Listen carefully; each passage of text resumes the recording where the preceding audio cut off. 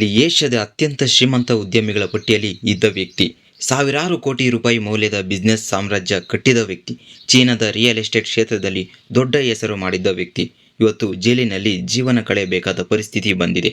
ಇವರು ಉಯಿಕಾ ಯಾನ್ ಅಂದರೆ XGN. ಚೀನಾದ ದೈತ್ಯ ರಿಯಲ್ ಎಸ್ಟೇಟ್ ಕಂಪನಿಯಾದ ಎವರ್ಗ್ರೇಂಡ್ ಸಂಸ್ಥಾಪಕರಾಗಿದ್ದ ಉಯಿಕಾ ಯಾನ್ ಅವರಿಗೆ ಶೆನ್ಜೆನ್ ನ್ಯಾಯಾಲಯವು 2026 ಆಗಸ್ಟ್ 20ರಂದು ಜೀವಾವಧಿ ಶಿಕ್ಷೆ ವಿಧಿಸಿದೆ. ಅಷ್ಟೇ ಅಲ್ಲ, ಅವರ ವೈಯಕ್ತಿಕ ಆಸ್ತಿಯನ್ನು ವಶಪಡಿಸಿಕೊಳ್ಳಲು ಆದೇಶ ಸಮೇತ ನೀಡಿದೆ. ಎವರ್ಗ್ರೇಂಡ್ಗೆ ಸಂಬಂಧಿಸಿದ ಕಂಪನಿಗಳಿಗೂ ಭಾರೀ ದಂಡ ವಿಧಿಸಲಾಗಿದೆ. ಆದರೆ ಇಲ್ಲಿ ಅತಿದೊಡ್ಡ ಪ್ರಶ್ನೆ ಏನು ಗೊತ್ತಾ? ಒಮ್ಮೆ ಏಷ್ಯಾದ ಶ್ರೀಮಂತರಲ್ಲಿ ಒಬ್ಬರಾಗಿದ್ದ ವ್ಯಕ್ತಿ ಈಗ ಇಷ್ಟು ದೊಡ್ಡ ಮಟ್ಟದಲ್ಲಿ ಕುಸಿದರು. ಇದರ ಹಿಂದೆ ಇರುವ ಅಸಲಿ ಕಥೆ ಏನು? ನಿಜವಾಗಿ ಏನು ಕಾರಣ? ಅಲ್ಲಿ ಏನು ನಡೀತು?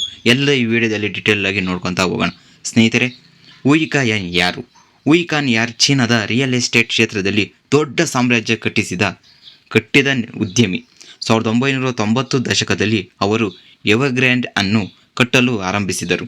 ಚೀನಾದ ನಗರಗಳು ವೇಗವಾಗಿ ಬೆಳೆಯುತ್ತ ಸಮಯದಲ್ಲಿ ಮನೆಗಳು, ಅಪಾರ್ಟ್ಮೆಂಟ್ಗಳು ಮತ್ತು ವಿವಿಧ ರೀತಿಯ ಎಸ್ಟೇಟ್ ಯೋಜನೆಗಳ ಮೇಲೆ ಎವರ್ಗ್ರೇಂಡ್ ಭಾರಿ ಪ್ರಮಾಣದಲ್ಲಿ ವಿಸ್ತರಿಸಿತು.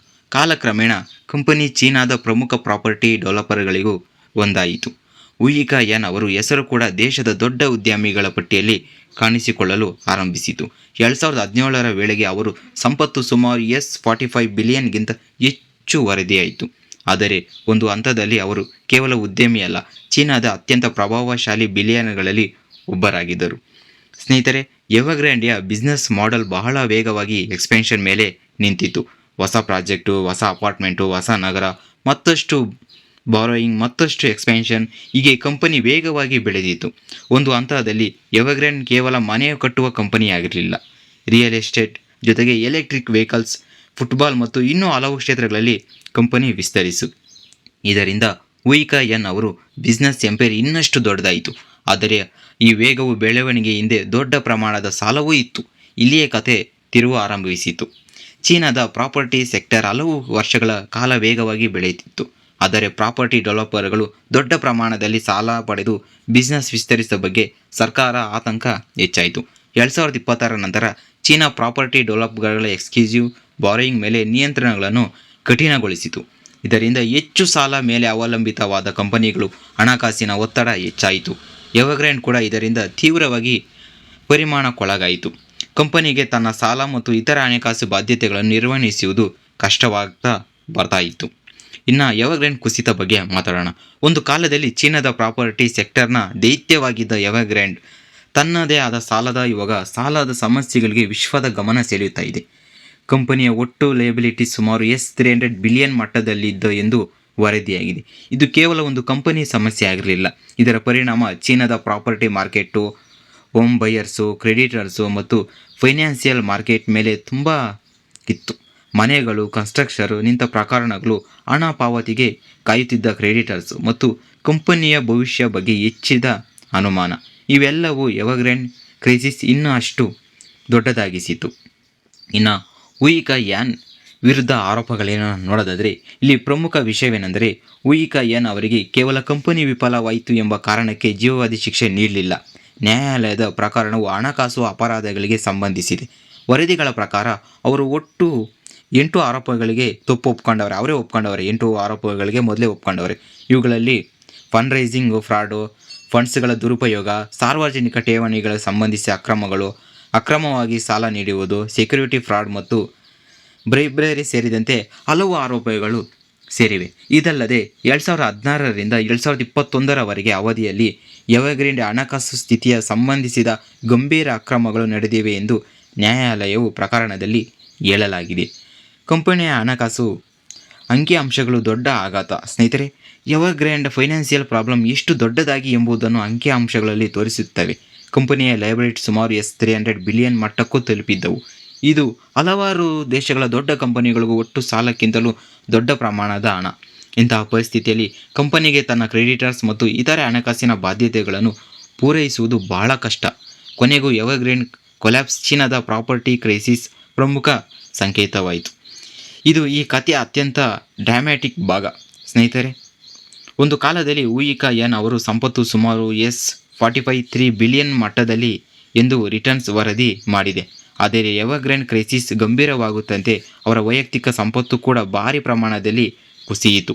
ಅಂತಿಮವಾಗಿ ಅವರು ಬಿಲಿಯನೇರ್ ಸ್ಥಾನವನ್ನು ಕಳೆದುಕೊಂಡರು. ಈಗ ನ್ಯಾಯಾಲಯ ಅವರ ವೈಯಕ್ತಿಕ ಆಸ್ತಿಯನ್ನು ವಶಪಡಿಸಿಕೊಳ್ಳಲು ಆದೇಶಿಸಿದೆ. ಇವಾಗ ಸಾಲ ಎಲ್ಲ ರಿಟರ್ನ್ ಕಟ್ಟಬೇಕಲ್ಲ ಅದಕ್ಕೆ. ಅಂದರೆ ಒಮ್ಮೆ ಚೀನಾದ ದೊಡ್ಡ ಉದ್ಯಮಿ ಎಂದು ಗುರುತಿಸಿಕೊಂಡಿದ್ದ ವ್ಯಕ್ತಿ ಕತೆ ಇಂದು ಜೀವಾವಧಿ ಶಿಕ್ಷೆಯ ಅಂತ್ಯವಾಗಿದೆ. ಸ್ನೇಹಿತರೆ, 2023ರಲ್ಲಿ ಏನಾಯಿತು? ಎವರ್ಗ್ರೇನ್ ಕ್ರೈಸಿಸ್ ಗಂಭೀರವಾಗುತ್ತಿದ್ದ ಸಮಯದಲ್ಲಿ ವುಯಿ ಕೆಯಾನ್ ಅವರನ್ನು ಚೀನಾದ ಅಧಿಕಾರಿಗಳು 2023ರಲ್ಲಿ ಬಂಧನದಲ್ಲಿಟ್ಟಿದ್ದರು. ಅವರ ವಿರುದ್ಧ ತನಿಖೆ ಆರಂಭವಾಯಿತು. ನಂತರ 2026ರಲ್ಲಿ ಪ್ರಕಾರ ನ್ಯಾಯಾಲಯದ ಹಂತಕ್ಕೆ ಬಂತು. ಏಪ್ರಿಲ್ 2026ರಲ್ಲಿ ನಡೆದ ವಿಚಾರಣೆಯಲ್ಲಿ ವುಯಿ ಕೆಯಾನ್ ಅವರು ಆರೋಪಗಳಿಗೆ ತಪ್ಪು ಒಪ್ಪಿಕೊಂಡು ಪಶ್ಚಾತ್ತಾಪ ವ್ಯಕ್ತಪಡಿಸಿದರು ಎಂದು ರಿಟರ್ನ್ಸ್ ವರದಿ ಮಾಡಿತು. ಇದಾದ ಕೆಲವು ತಿಂಗಳ ನಂತರ ಆಗಸ್ಟ್ 20ರಂದು ಶೆನ್ಝೆನ್ ನ್ಯಾಯಾಲಯವು ತನ್ನ ತೀರ್ಪು ಪ್ರಕಟಿಸಿತು. 2026 ಆಗಸ್ಟ್ 20ರಂದು ಶೆನ್ಝೆನ್ ನ್ಯಾಯಾಲಯವು ವುಯಿ ಕೆಯಾನ್ ಅವರಿಗೆ ಜೀವಾವಧಿ ಶಿಕ್ಷೆ ವಿಧಿಸಿತು. ಅವರ ವೈಯಕ್ತಿಕ ಆಸ್ತಿಯನ್ನು ವಶಪಡಿಸಿಕೊಳ್ಳಲು ಕೂಡ ಆದೇಶ ನೀಡಿತು. ಇದರ ಜೊತೆಗೆ ಎವರ್ಗ್ರೇನ್ಗೆ ಸಂಬಂಧಿಸಿದ 2 ಪ್ರಮುಖ ಕಂಪನಿಗಳು ಒಟ್ಟು ಸುಮಾರು 15.82 ಬಿಲಿಯನ್ ಯುವಾನ್ ದಂಡ ವಿಧಿಸಲಾಗಿದೆ ಎಂಬ ವರದಿಯಲ್ಲಿದೆ. ಸುಮಾರು $2.4 ಬಿಲಿಯನ್ಗೆ ಸಮಾನ. ಅಷ್ಟೇ ಅಲ್ಲ, ಎವರ್ಗ್ರೇನ್ ಪ್ರಕಾರ ಸಂಬಂಧಿಸಿದಂತೆ ಇನ್ನೂ ಹಲವಾರು ವ್ಯಕ್ತಿಗಳಿಗೂ ಜೈಲು ಶಿಕ್ಷೆ ವಿಧಿಸಲಾಗಿದೆ ಎಂಬ ವರದಿಗಳು ಹೇಳುತ್ತಾ ಇದ್ದಾವೆ. ಎವರ್ಗ್ರೀನ್ ಕೇವಲ ಒಂದು ಕಂಪನಿ ಅಲ್ಲ, ಅದರ ಕುಸಿತ ಚೀನಾದ ಪ್ರಾಪರ್ಟಿ ಸೆಕ್ಟರ್ನ ದೊಡ್ಡ ಸಮಸ್ಯೆಗಳನ್ನು ಜಗತ್ತಿನ ಮುಂದೆ ತಂದಿತು. ಚೀನಾದ ಎಕಾನಮಿಯಲ್ಲಿ ರಿಯಲ್ ಎಸ್ಟೇಟ್ ಬಹಳ ಪ್ರಮುಖ ಪಾತ್ರ ವಹಿಸಿತ್ತು. ಆದ್ದರಿಂದ ಎವರ್ಗ್ರೇನ್ನಂತಹ ದೊಡ್ಡ ಕಂಪನಿ ಕುಸಿದಾಗ ಅದರ ಪರಿಣಾಮ ಕೇವಲ ಶೇರ್ ಹೋಲ್ಡರ್ಸ್ಗಳಲ್ಲ, home buyers, banks, creditors, construction companies, suppliers ಮತ್ತು ಒಟ್ಟಾರೆ ಎಕಾನಮಿ ಮೇಲೆ ಪರಿಣಾಮ ಬೀರುತ್ತದೆ. ಅದಕ್ಕಾಗಿಯೇ ವುಯಿ ಕೆಯಾನ್ ಅವರ ಪ್ರಕರಣವನ್ನು ಚೀನಾದ ಪ್ರಾಪರ್ಟಿ ಕ್ರೈಸಿಸ್ ಪ್ರಮುಖ ಚಾಪ್ಟರ್ ಎಂದು ನೋಡಲಾಗುತ್ತದೆ. ಈ ಕತೆ ಕೇವಲ ಒಬ್ಬ ಬಿಲಿಯನರ್ ಜೈಲಿಗೆ ಹೋದ ಕಥೆಯಲ್ಲ, ಇದು ಅತಿಯಾದ ಸಾಲದ ಮೇಲೆ ನಡೆಯುವ ವೇಗದ ಬಿಸ್ನೆಸ್ ಎಕ್ಸ್ಪೆನ್ಷನ್ ಎಷ್ಟು ಅಪಾಯಕಾರಿ ಆಗಬಹುದು ಎಂಬುದಕ್ಕೆ ಉದಾಹರಣೆ. ಬಿಸ್ನೆಸ್ ದೊಡ್ಡದಾಗಿಯೂ ಮಾತ್ರ ಯಶಸ್ವಿನ ಮಾನದಂಡವಲ್ಲ. ಆ ಬಿಸ್ನೆಸ್ಗೆ ಎಷ್ಟು ಸಾಲ ಇದೆ, ಕ್ಯಾಶ್ ಫ್ಲೋ ಹೇಗಿದೆ, ಫೈನಾನ್ಷಿಯಲ್ ರಿಪೋರ್ಟ್ ಎಷ್ಟು ಪಾರದರ್ಶಕವಾಗಿದೆ, ರೆಗ್ಯುಲೇಷನಲ್ಲಿ ಸರಿಯಾಗಿ ಪಾಲಿಸುತ್ತಿದೆಯಾ, ಇವೆಲ್ಲವೂ ಈಕ್ವಲ್ ಇಂಪಾರ್ಟೆಂಟ್. ಎವರ್ಗ್ರೀನ್ ಕತೆ ಇದೇ ವಿಷಯವನ್ನು ನೆನಪಿಸುತ್ತದೆ. ಒಮ್ಮೆ ಏಷ್ಯಾದ ಶ್ರೀಮಂತ ಪಟ್ಟಿಯಲ್ಲಿದ್ದ ವುಯಿ ಕೆಯಾನ್ ಒಂದು ದೈತ್ಯ ರಿಯಲ್ ಎಸ್ಟೇಟ್ ಎಂಪೈರ್ ನಿರ್ಮಿಸಿದರು. ಆದರೆ ಸಾಲದ ಒತ್ತಡ, ಪ್ರಾಪರ್ಟಿ ಕ್ರೈಸಿಸ್ ಮತ್ತು ಗಂಭೀರ ಹಣಕಾಸು ಅಪಾರದ ಪ್ರಕರಣಗಳ ನಂತರ ಅವರ ಸಾಮ್ರಾಜ್ಯ ಕುಸಿಯಿತು. ಕಂಪನಿ ಲಿಕ್ವಿಡೇಟ್ ಆಗುವ ಹಂತಕ್ಕೆ ಬಂತು. ಅವರ ವೈಯಕ್ತಿಕ ಸಂಪತ್ತು ನಾಶವಾಯಿತು ಮತ್ತು ಈಗ ಚೀನಾದ ನ್ಯಾಯಾಲಯದಿಂದ ಜೀವಾವಧಿ ಶಿಕ್ಷೆ. ಒಬ್ಬ ಬಿಲಿಯನೇರ್ಗೆ ರೈಸ್ ಮತ್ತು ಫಾಲ್ ಕತೆ ಇಷ್ಟು ದೊಡ್ಡ ಮಟ್ಟಕ್ಕೆ ಹೋಗಿರುವುದು ಚೀನಾದ ಬಿಸ್ನೆಸ್ ವರ್ಲ್ಡ್ಗೆ ದೊಡ್ಡ ಸಂದೇಶವಾಗಿದೆ.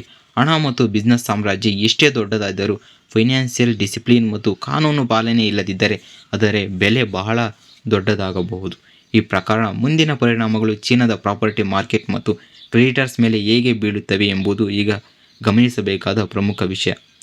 ಈ ರೀತಿ ವೆರಿಫೈಡ್ ಇಂಟರ್ನ್ಯಾಷನಲ್ ನ್ಯೂಸ್ ಮತ್ತು ಎಕ್ಸ್ಪರ್ಟ್ಗಾಗಿ ನಮ್ಮ ಚಾನಲನ್ನು ಸಬ್ಸ್ಕ್ರೈಬ್ ಮಾಡ್ಕೊಳ್ಳಿ. ನೀವು ಯಾರಾದರೂ ಹೊಸಬ್ ಮಾಡ್ತಾ ಇದ್ದರೆ ನಮ್ಮ ಚಾನಲನ್ನು ಸಬ್ಸ್ಕ್ರೈಬ್ ಮಾಡ್ಕೊಳ್ಳಿ. ಈ ವಿಡಿಯೋ ಇಷ್ಟ ಆದರೆ ಒಂದು ಲೈಕ್ ಕೊಡಿ ಸ್ನೇಹಿತರೆ. Thank you.